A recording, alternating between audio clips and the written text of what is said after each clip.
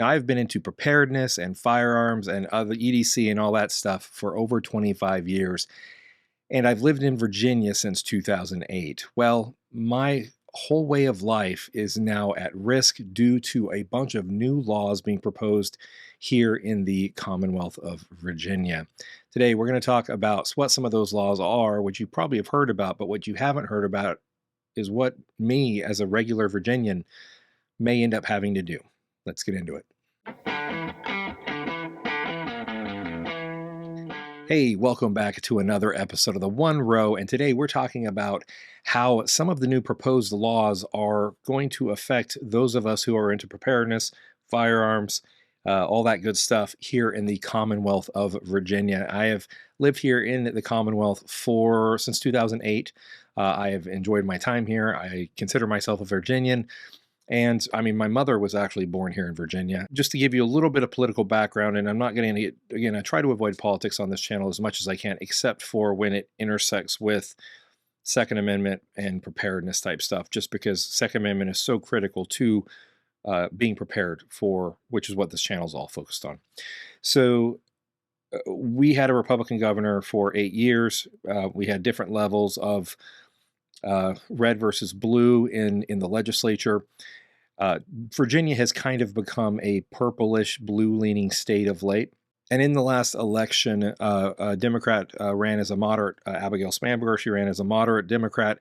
She was elected, and now the legislature and the governorship are all controlled by Democrats, and they've decided to try to pass a bunch of laws. Now, many of these laws they tried to pass when Governor Youngkin was in office. He refused to sign it. They couldn't get it passed. They couldn't get it turned into law.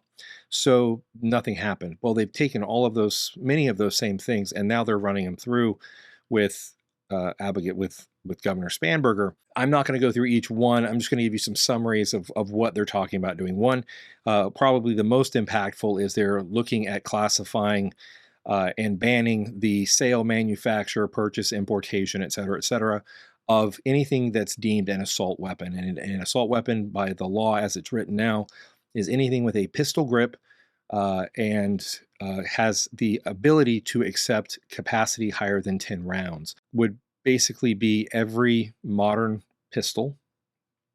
I mean, almost all pistols these days are capable of holding more than 10-round magazines.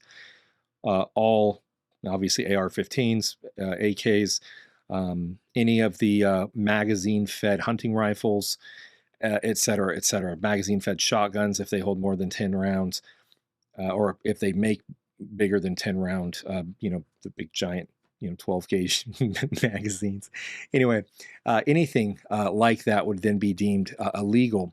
And the way it's currently written, or at least it was written in the last round, they're not going to grandfather in existing ones. So basically, if this goes into law, every single magazine that you own that has a higher than a 10-round capacity, plus the firearm, is a Class 1 misdemeanor with up to 12 months in jail and a $2,500 fine for each one.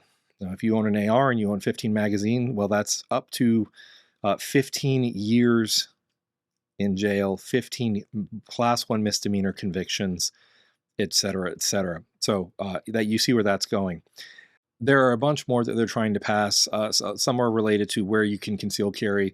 Some are wanting to get rid of concealed carry reciprocity so that Virginia permits aren't valid in other states, and others, Virginia wouldn't honor other states' permits. So another has to do with storing of firearms. So if you have minors or prohibited persons in the residence, so me as a father and I have minor children, I can't have any firearms in the home that are not securely locked in a safe, which, I mean, to an extent, I get that one, I guess, a little, but, I don't lock every single gun in a safe. I like to have one out of a safe, like my concealed carry gun, which is on my persons.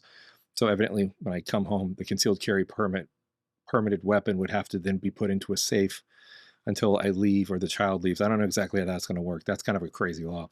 There's a bunch of other stuff they've passed, or they're looking at passing involving tax increases, new wealth taxes, additional sales taxes on deliveries. It's a bunch of very, very progressive stuff. Now, maybe you want progressive. Maybe that's what you want, and if so, Virginia is turning into your slice of pie.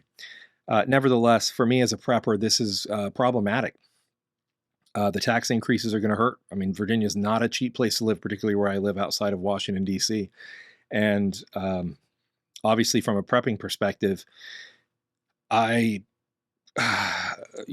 with all the firearms that I do have, the magazines that I have for said firearms, if that one gets passed, boy, oh boy, I'm in big steep doo doo, as it were. Now, what are my options? Which is really the point of this video: is what am I going to do?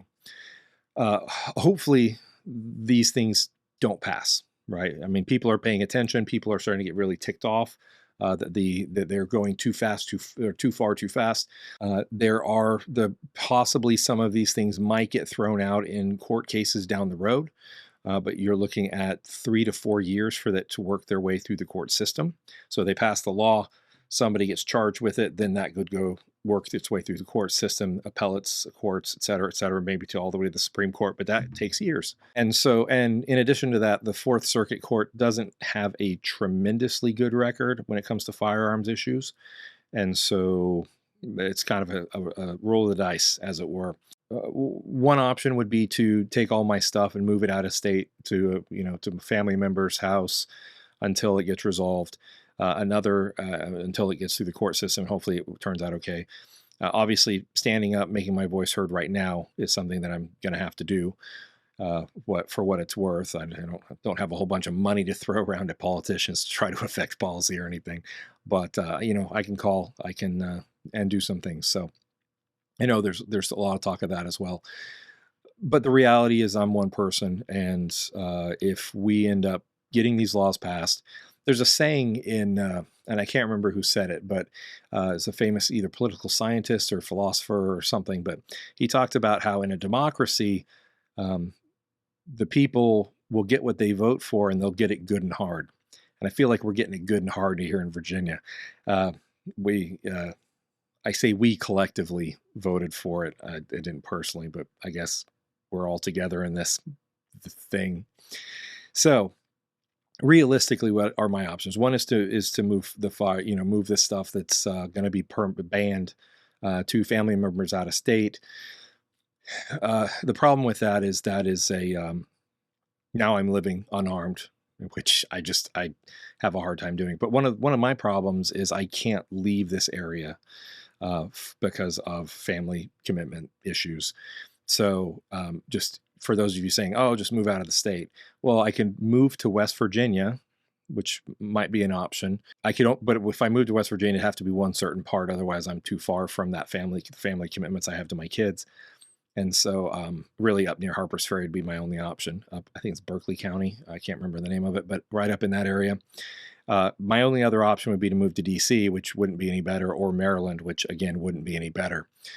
North Carolina is too far for my kids, so my option would be to move our primary residence to just across the border near Harpers Ferry in Charlestown. But what I might end up doing is actually moving my primary residence out of the state of Virginia to West Virginia. Buy a plot of land, put a tiny house on it, and move my residence to that house, and have that be my permanent domicile, for lack of a better word, and then come into Virginia for my normal living for business and visitation with my kids and all that other stuff, but have my residence be in a different state. So that may end up being my best option. Would be, which I've always wanted a prepper retreat anyway, right? Having a place up in the mountains that I can go to farther away from the city to bug out to. So maybe it's not the worst thing in the world. I got to come up with the money for it, which I don't really have. So I don't know. It's looking pretty bleak, to be honest with you, and I'm not very excited about the whole situation in general. For all you other fellow Virginians who are in league with me, at least when it comes to the Second Amendment stuff, make your voice heard. Call your local politicians. Call whoever you can. I'm not a big political activist type of person at all. I like to just kind of sit behind the camera here and talk about prepping and stay out of the political mess. But nevertheless, when it comes to trying to be prepared, having a firearm as a and being able to defend yourself, your family, your property in a civil unrest, home invasion, SHTF, all that fun prepper stuff, emergency preparedness stuff. That's it's important. And so bleak times. Yeah, I didn't think when I started making preparedness videos a year ago and changed the channel from what I used to do to this, I did not think I was going to have to film a video talking about all of my firearms. And I mean, by all, I don't mean all. I think I have an old pump action 22 that's a tube fed one. And I think there's an exception for those. And yeah, I've got some pump action shotguns that might still be okay. I've got maybe my Glock 43. I've got an original Glock 43. No, I bet you there are magazines for the Glock 43 that are bigger than 10 rounds. Anyway, oh, I got a Smith & Wesson 38 Special revolver. That's 6 or 5. I think it's 5. That'd be good. So I'll be running with that, and then some pump shotguns, and that's my that's all I got. That's all I got, guys. Anyway, yeah, wish us luck. This is going to be an interesting year, and if I end up becoming a West Virginian, that might actually have to happen. So anyway, hopefully you are facing better political winds in your neck of the woods, and if not, I'm in the boat with y'all now. So yeah, do what you can to stay prepared. Pay attention to what's going around you, even if it's the political stuff that's such a headache and stuff we don't necessarily want to deal with or participate in. It is important to know what's going on, because you find out some stuff like this is happening and it's going to drastically affect your life. And by the stroke of a pen, well, by the vote of a bunch of people in Richmond, and by a bunch of people, I mean not that many people in Richmond, and then the signature of a governor, and now I am a multiple class 1 misdemeanor prospective criminal, I guess. That just seems insane to me. Anyway, best of luck to all of you, and we'll stay tuned to the news, and hopefully this stuff doesn't pass. But anyway, I have no positive spin on this one, other than do what you can to stay prepared. Do what you have to do to protect your family, and we'll see you next time.